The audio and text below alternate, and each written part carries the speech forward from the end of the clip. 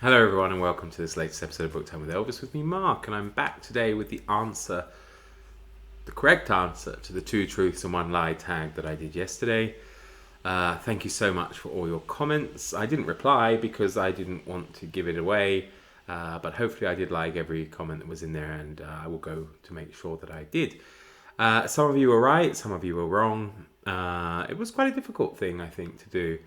So I started off by talking about how when I lived in Germany, I played in the German Bundesliga, or the Premier League for rugby, the top tier of German rugby, and that actually is true.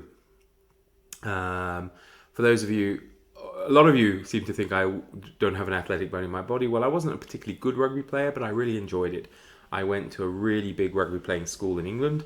I wasn't good enough for like the first team, but it doesn't matter. I enjoyed the game, and the level at the time in Germany was pretty low. It wasn't even a professional league, but it was the top tier of German rugby, so it was the highest league within Germany. And actually, I'm trying to think if I actually played 1 or 2 games before I quit rugby for good due to some eye injury I received whilst with my German club rugby team on tour in Croatia back in 2000. So it's 22 years ago. But that is indeed true. So there you go. And you'll be able to guess it by now. But number 2, the seeing Mount Fuji when I was living in Japan is the lie. So I never saw Mount Fuji while I was living in Japan. I spent the whole time pretty much in Hokkaido.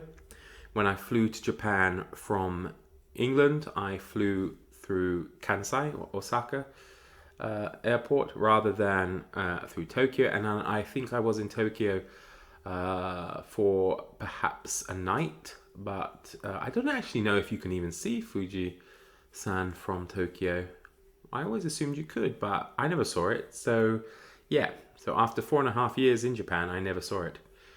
There we go. Which means that number 3, I've been on stage with a member from ABBA, is absolutely true. And it was the same stage and it was the same time, and I was a child. And the reason I was on stage with a member from ABBA is because I went to school in Sweden, and I attended the British school in Sweden. And the daughter of this member from ABBA was actually in my sister's class at school. So my sister knew her very well and had been over to their house and all that kind of stuff. Anyway, this member from ABBA, got involved with school events, and a couple of times when there were school concerts. It was a very small school.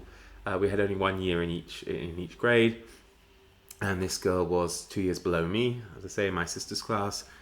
And they would play, for example, the guitar on stage while we would be on there singing.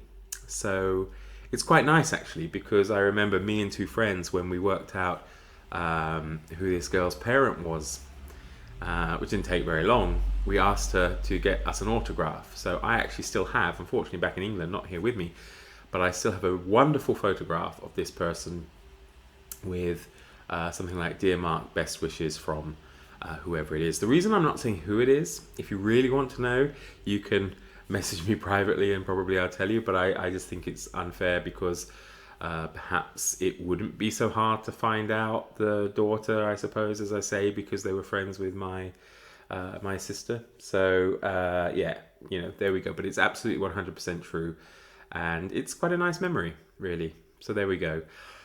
Thank you very much, everyone, and I shall see you all again very soon. Bye-bye.